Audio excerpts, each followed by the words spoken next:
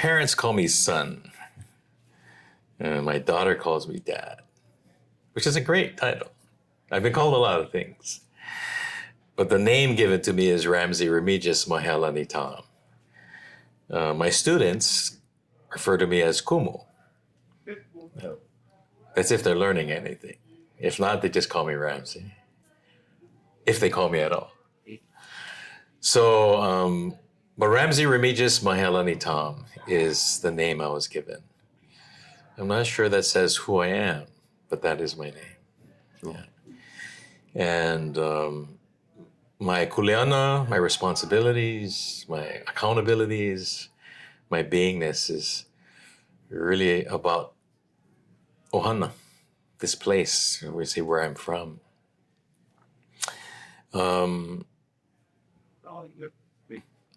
It's a temporal thing. Where are we really from? Sometimes I think I'm in the wrong time. I'm not sure what time I'm from. But where I am right now is Hawai'i. My koko, my blood, comes from this place, as well as across the pond to the east in Asia, China. So I am of Hawaiian and Chinese ancestry, and some Portuguese and Spanish, but mostly Hawaiian and Chinese. Though I will probably describe myself as 100% part Hawaiian. That's the part that inspires me and connects me to this place, what I do, who I spend time with, how I share that, as well as embracing and welcoming others who are as interested and caring about this place called Hawaii as well. As my ancestors might have said, "Hey Hawaii, I am Hawaii.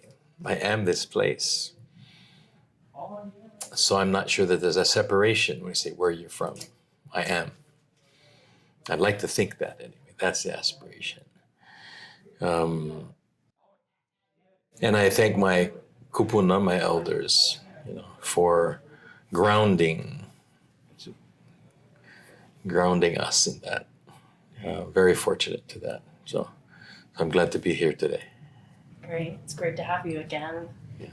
Can you talk a little bit about your mentors, your tutors, and also if there was someone who saw kind of maybe what they thought your path should be, if there was someone that started that process, if you could talk a little bit about, like your becoming of who you are today and your path.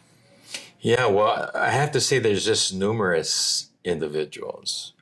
The culmination of all the support, guidance, and direction. And in many ways, we talk about mentors, but also tormentors. We learn from both.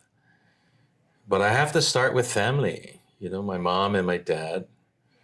My parents were not only willing, but acknowledged who I, my brother and sister, who we were as individuals. And their mentorship was really about acknowledging and providing us with a sense of identity very early, providing us with the protection of the home, the love of the family, those kinds of things. So on the Western hierarchical Maslow's chart of things, we were able to get to a level of self-awareness and self-esteem very early. So in as much as our friends and our acquaintances were important to us, that wasn't the measure of success, because we always knew we had a place that was safe, with a family that loved us. There was some place to be. And I think it was in that beingness that we are now able to become what it is we needed to become. To your point, becoming. And I can consciously look back and bring that forward, that knowledge, that understanding, that experience, to know that we were allowed to be, as a result of being allowed to be safe, angry, frightful, to experience all those things in a place of safety that allowed us to become whatever it is we were pursuing, or what was pursuing us, so that we could see the difference. So I always start with them. And of course, the support system that they came from. And I mean tormentor, mentor also, because as we heard Kaʻihewalu speak about, the families they're born to are the ones that we're learning lessons from.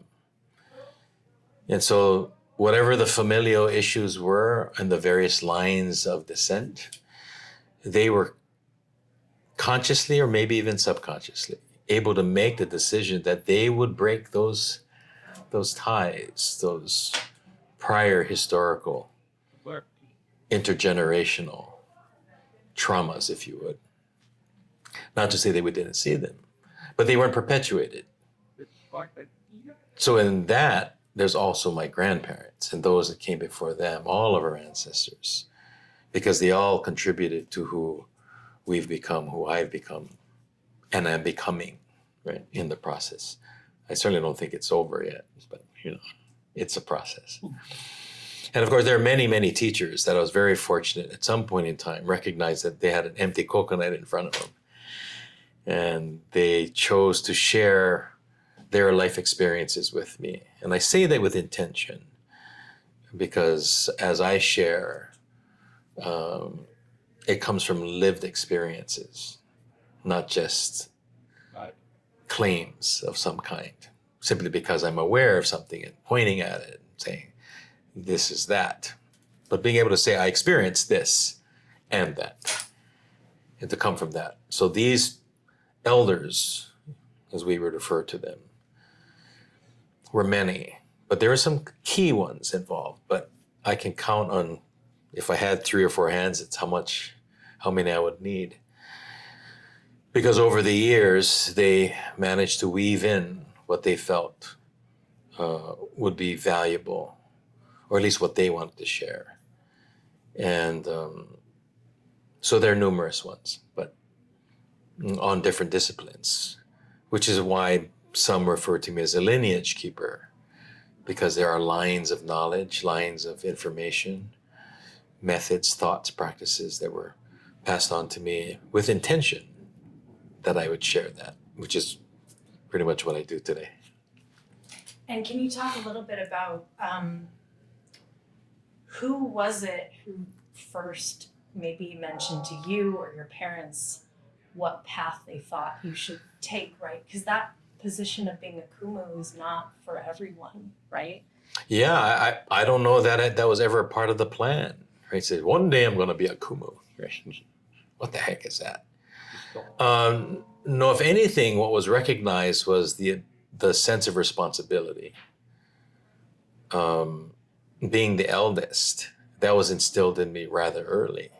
Regardless of how old I may have been or how young I may have been, there was always a sense of responsibility for my siblings. And in the case when my father had to go off, he was in law enforcement, right? So not a particularly safe trade. And so whenever he'd leave the home, he'd remind me that I had some responsibility. Take care of mom, take care of the house, take it at a very, very early age. So I have to say that became instilled in me. If anything, it created portals, stickies, so that as others became engaged.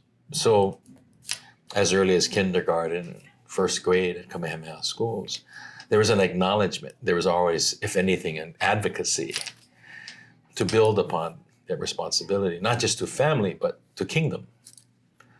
Of course, they didn't refer to it at that time as kingdom, but to the community at large, because Princess Pauahi, Bernice Pauahi Bishop, had bequeathed her lands and her resources to Kamehameha schools and the educating of Hawaiian children. And not everyone had the opportunity to go to this wonderful school. And I, being among them, was reminded daily of how fortunate we were, But with that good fortune came responsibility. Sorry. And so I would say that there were teachers as early as elementary school who were already beginning to acknowledge, or at least instill within me, that own awareness of all of that. So I can go back to probably 4th grade, at least one particular instance where that person stimulated with me.